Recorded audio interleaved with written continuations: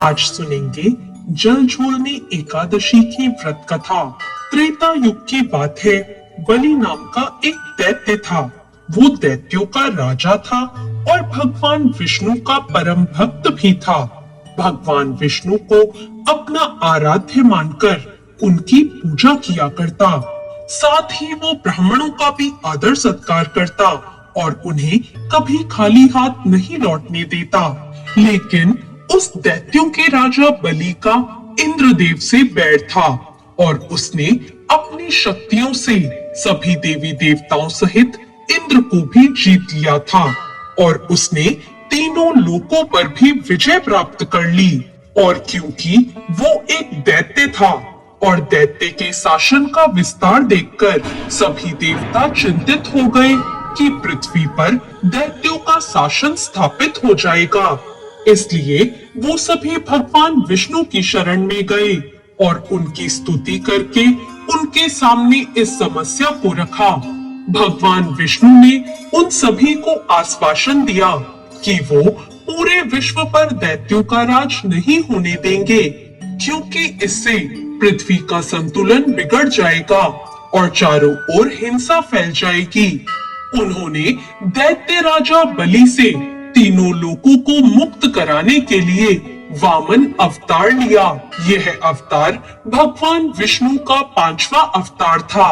वामन अवतार लेकर भगवान विष्णु राजा बलि के महल पहुंच गए और वहां जाकर उन्होंने राजा बलि से संकल्प लेने को कहा।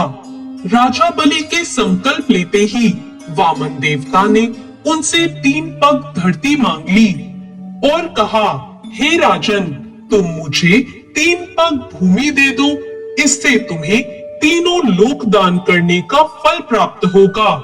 वामन देवता की बातों से दैत्य गुरु शुक्राचार्य ने यह समझ लिया कि ये तो भगवान विष्णु है और राजा बलि से तीनों लोक लेने आए हैं। गुरु शुक्राचार्य ने राजा बलि को सावधान कर दिया, लेकिन राजा बलि ने कहा कि वो संकल्प ले चुका है और वो भगवान विष्णु को अपना आराध्य मानते हैं और इसलिए वो उन्हें मना नहीं कर सकते।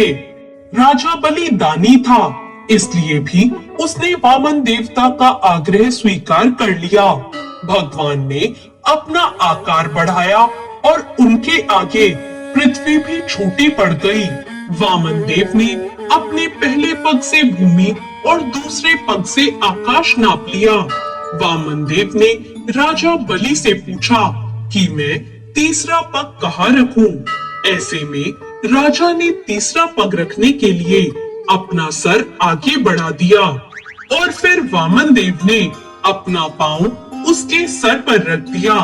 इस तरह सभी लोगों के साथ राजा बलि पर भी वामन देव का अधिकार हो गया और राजा बलि, जो कि एक भक्त दानव था, वो पाताल लोक चला गया और देवों को उसकी शक्ति से छुटकारा मिल गया। और इसके साथ ही भगवान विष्णु ने तीनों लोगों को दैत्य शासन से मुक्त कर दिया। एकादशी के दिन इस व्रत को करके इसकी कथा पढ़ने और सुनने से वाजपेयी यज्ञ का फल मिलता है। इस एकादशी के दिन भगवान विष्णु के वामन अवतार की पूजा की जाती है, इसलिए इसे वामन एकादशी भी कहा जाता है और इसे परिवर्तनी एकादशी भी कहते हैं, क्योंकि चतुर्मास के दौरान अपने शयन काल में इस दिन भगवान विष्णु करवट बदलते हैं और इस दिन भगवान विष्णु और लक्ष्मी जी का श्रृंगार करके खूबसूरत डोले में सजाकर यात्रा निकलती है। इसलिए इसे डोल ग्यारस भी कहा जाता है।